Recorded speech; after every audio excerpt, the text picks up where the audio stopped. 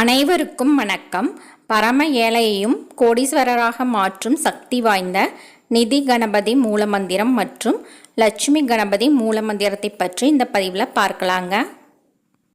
வாழ்க்கையில் ஏற்படக்கூடிய எல்லா வகையான தடைகளையும் தகர்த்தெறிபவர், விக்னங்களை தீர்க்கும் விநாயகர் தானுங்க. மொத்தமாக விநாயகருக்கு 52 வடிவங்கள் இருக்கிறதாக சாஸ்திரத்தில் சொல்லப்பட்டிருக்குதுங்க.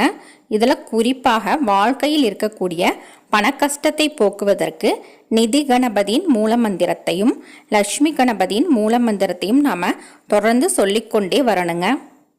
வாழ்க்கையில் இருக்கக்கூடிய கடன் பிரச்சனையை தீர்க்க நிதி கணபதி மந்திரத்தையும், மேலும் மேலும் செல்வம் சேர்ந்து கொண்டே இருக்க லட்சுமி கணபதி மந்திரத்தையும் நாம் தொடர்ந்து சொல்லிக்கொண்டே இருக்க வேணுங்க.